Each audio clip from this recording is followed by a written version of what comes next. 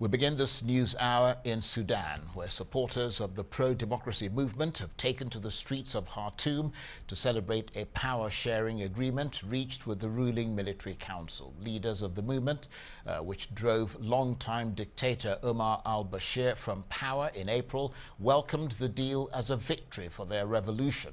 Revelers celebrated into the early hours of the morning after the Sudanese Professionals Association, which was calling for civilian rule, released a statement saying that both parties had agreed to form a joint sovereign council to lead the country's transition. The news has been welcomed in the region and around the world.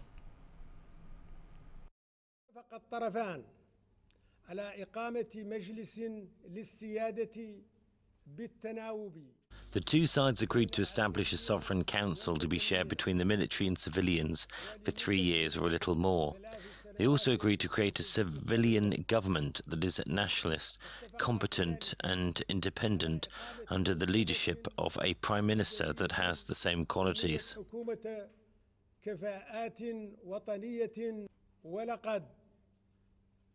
It was decided in this meeting, both importantly, the agreement of both sides to have accurate, transparent, nationalist, independent investigation on all the events and the violent and sad incidents that the country has lived in the last few weeks.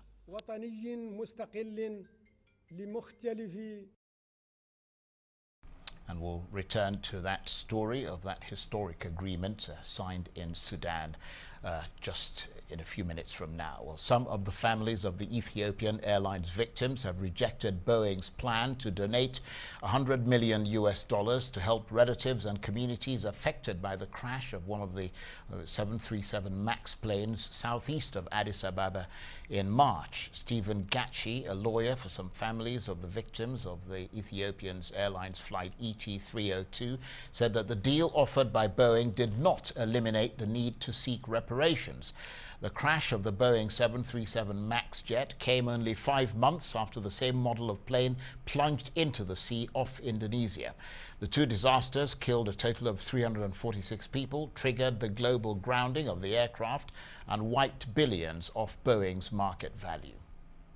The idea by Boeing to make this statement was meant to sway the minds of the jury that will be making a determination on the cases that have been filed in Chicago, so that they want to persuade the jury that we are already remorseful, so that the jury can be considerate to them. So it's a tactic, but we'll take it, but we'll fight with it, as it were. So let it not be construed that the creation of this fund has now eliminated the need to pursue those lawsuits that have been filed. They will indeed be done to the end, and those suits are ideally seeking what we call punitive damages for the sort of errors done by Boeing. The fund as created by them, to my mind, by far goes on to show that they are indeed admitting, though not directly, that we may have been on the wrong. So ideally what they are doing is to apologize in a colorful manner, and any apology is acceptable.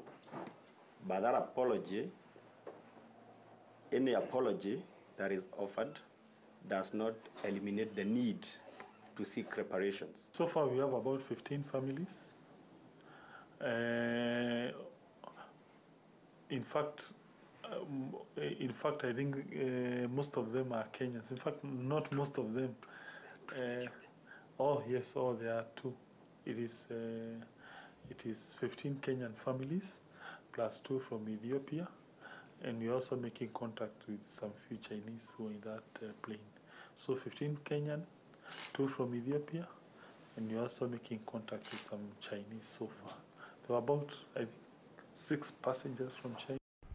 Well, let's return to our top story now. That's Sudan, where supporters of the pro-democracy movement have taken to the streets to celebrate a power-sharing agreement reached with the ruling military council. For more on that historic agreement, I'm joined now from our London studios by the African Affairs analyst and publisher of Africa Briefing, John Ofei answer. Just explain to us briefly, John, what has been agreed by the two sides in Sudan. What they've agreed is that they're going to share power, between now and 3 years, or maybe a little longer. So the deal is the military will head for a while, and then the civilian will also head the government for a while until suitable or necessary arrangements are made for a proper general election to usher in a full military government. Right. Sorry, well, help us try to understand. Help us try to understand the potential of this agreement. I mean, why should this one work when the previous one collapsed? I have actually, some of us have our doubts because under this agreement, it appears the military has the upper hand. Okay. Again, they also say that the courts, will try all those, culpable for the killings that took place on June 3rd and other atrocities. But as we sit here now, the judiciary is not independent; it's not partial, right? So the question is, they need to institute a very impartial, independent judiciary, and also all the processes, that they've promised to undertake must be very transparent. But the question is, are they going to do all these things? That's the question. So for now, it appears the military still has the upper hand.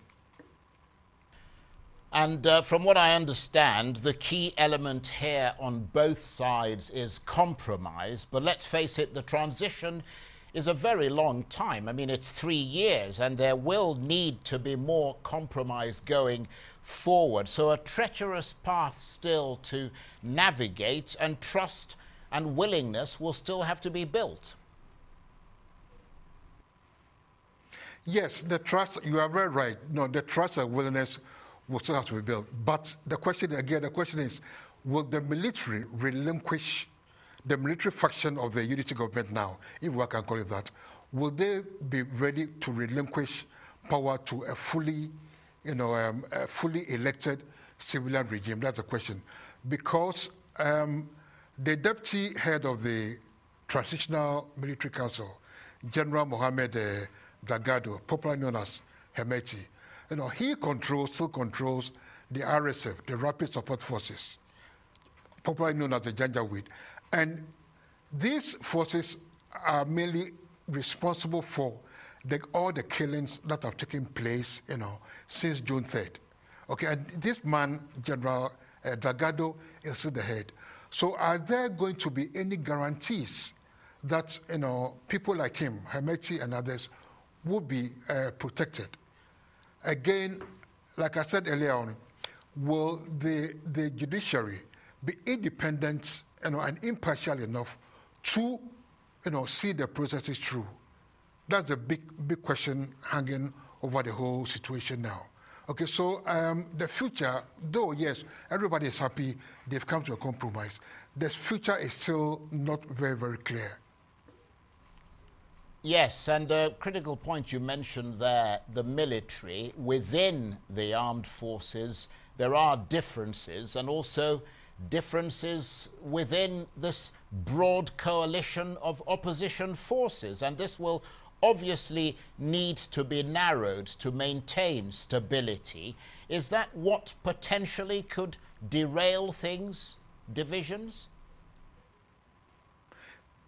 Yes, there's that potential for that, for the derailment of this, what I call the fragile compromise or the fragile truce that was announced yesterday. So and don't forget that, look, the military are more experienced. I mean, when it comes to politics, they are more experienced. And the opposition, the civilians, largely composed of professionals and so on and so forth. they are, on the other hand, less experienced. So the civilians need to come together. I mean, close ranks, right, and come together and always present a common front to face, the military wing of this new unity government that is coming into place. Right. And John, as we wait to see the ink penned on this agreement, what's the timetable now going forward? Are we likely to see squabble and fights and jockeying for position?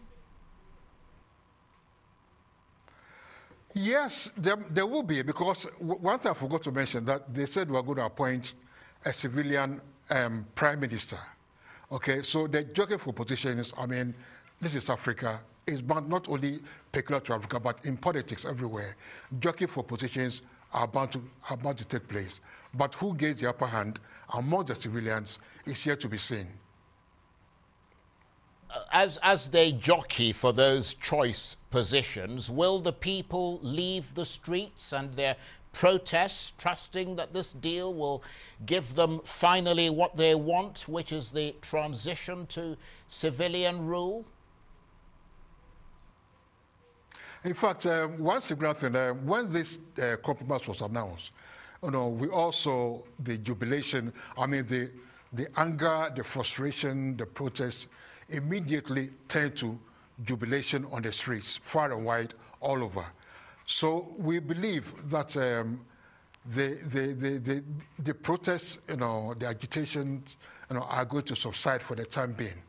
But by and large, the people will be on the lookout, will be on the watch, right? And if things do not go their way, I do not discount a new uprising, if you like.